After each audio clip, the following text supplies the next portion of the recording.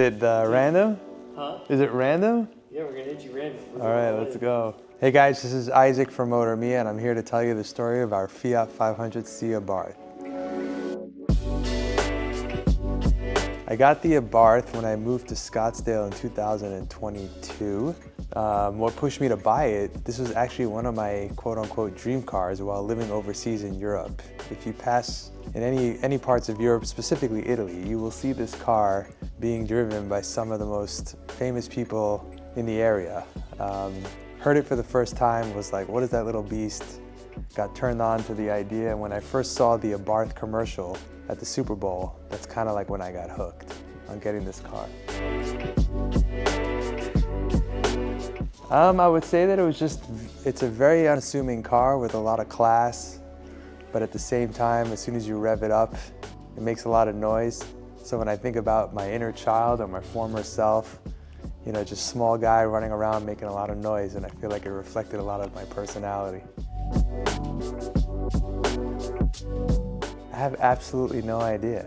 Practicality in an urban area, being able to run around in and out of streets quickly, maneuver into spots quickly. It's not a hard car to get around in, no matter where you live, and still packs a punch under the hood and in the interior when it comes to people sitting in it and stuff. I think its small size is what makes it fun, but I guess despite the size, I would say there's something about like the unassuming nature of the vehicle that really attracts me. It seems so tiny, so irrelevant, but if you have an eye for design, an eye for being unique, for power that's good enough to feel like you're not driving a slow car, I really feel this car is just super engaging and ticks all the boxes when it comes to being an enthusiast. Great exhaust tones, good amount of power, even in its stock form. I think here in the United States, the US version, the seating is quite underwhelming and not very comfortable. The suspension has a lot to be desired. And I would say just the general creature comforts you get out of some of the higher end cars that you don't get in a car like this. It's just a completely different platform, you know? It's a front wheel drive, basically two-seater trying to be a four-seater car that at the same time is a little hot hatch. So it's just different. And so when you're taking it apart and putting it back together, the experience is different than some of the other cars you'll mess around with. It falls in the OEM plus category where we, in essence, attacked everything that we felt was overlooked due to manufacturing constraints and, you know, go-to-market constraints of, you know, the price point of the vehicle and things like that. So everything suspension-wise needed overhauling. The interior and the seating needed overhauling, and then just general, yeah. But power, I don't think the car is missing a lot of power, to be honest, for what it is. Like any mod, getting it done, just a satisfying, you know, just a satisfying relief. But I think if you can feel the difference before and after, it was a worthwhile mod, period. Like I said, the suspension had left a lot to be desired. The ride height was a little higher than most people would want. It takes away kind of like from the aggressive look of the car. So by putting the coilovers, lowering the ride height of the vehicle at the same time, and having just a stiffer ride makes the handling of this front wheel drive little machine a little bit more engaging and more responsive. Definitely a stiffer ride, but it handles corners a lot better, turns a lot better. It doesn't absorb the punishment of the street that much better, but I do feel like, you know, if you want to make a sharp turn, you can make a sharp turn and not feel like you're going to fall over. I can't really tell you because we did it all at the same time, so I didn't get the chance to really tell you one model. We changed the coilovers and a whole bunch of other suspension components alongside the coilovers, so I would just say the sum of its parts really make it what it is, which in the end of the day, compared to stock, is just infinitely better. It looks a whole lot freaking cooler. When we started the project, we thought we were gonna go add a big turbo, a tune, and get really crazy with power. In the end, we opted out for it because we didn't see the benefit of additional, 40 horsepower, whatever that we were gonna get out of it. So we plugged in the motor mounts to support future upgrades. Maybe we'll still do it, maybe we won't, but that's more or less why we did it. That I needed to change my keychain because the thing was shaking like crazy. A lot of vibrations.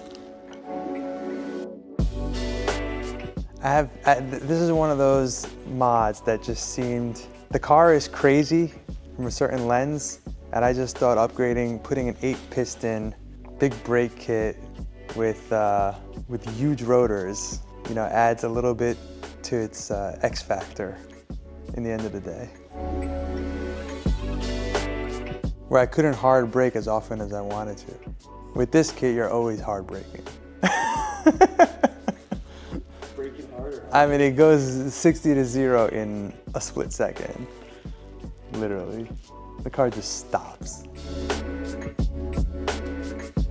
Oh, that's great. Actually, the short shifter plus the clutch, for somebody who's a manual driver, those are like the two key things. The shifter felt very plasticky and flimsy and non-engaging, the original one, and the clutch was super, super soft. So upgrading the clutch, the flywheel, and the shifter gave you this kind of really strong feeling of engagement with the car. It feels almost sequential, the way that it works now. I can't think of any other reason other than to say that's what driving is. You're driving a car when you control the gears that it's in, all that kind of stuff. For me, it's a really, really fun experience. Yeah, so we were experiencing boost leaks, and the intercooler system, if you really take a look at it, is incredibly overcomplicated. Lots of hoses coming from both ends of the front end of the car. So you had two small intercoolers feeding into a whole bunch of webby piping into the turbo. Too many points of failure in that setup. By switching to the front mount, it's literally two hoses hooked up to the engine with really, really limited amounts of points of failure and bigger surface area to take in cold air. So now the boost is pretty, there's no lag and it's pretty solid. Less lag, slightly more boost, more colder air. Everything you're trying to do when you're improving the performance of a car. The stock seats are horrible, and in Europe, they don't get the seats that we have here in the US. So the stock seats were an upgraded leather version of the Fiat 500 seats, where in Europe they get Sebelt seats. So I was trying to find an equivalent to that option here on the US version. Absolutely. They are Sparco SPX Special Edition carbon bucket leather seats that look OEM to the car, top to bottom, install quite easily, relatively easily. I think it's like sitting in the carbon buckets of a Porsche. So when you're making sharp turns, you don't feel like you're flying out of the seat. Yeah, I mean, it's literally the #1 upgrade in the entire car, and if I had only one option of all the mods I already made, it would be to change the seats to these seats. Yeah, so as soon as you take out the original seats, you're gonna set off the ABS light and every other sensor, seatbelt sensors, all that kind of stuff. So we had to either put resistors to cut off certain sensors or rewire the airbag system so that way it would support the seat. So the only thing now missing from the factory setup is just the heated element in the seat for heated seats. But that was the real, like, I would say, engineering challenge, and a fun one. Depending on what failed or what's bugging me. Uh-oh. I honestly feel at this point, the car needs some sort of fog light covers and maybe more carbon. But the real next step is intake, turbo, tune, all that.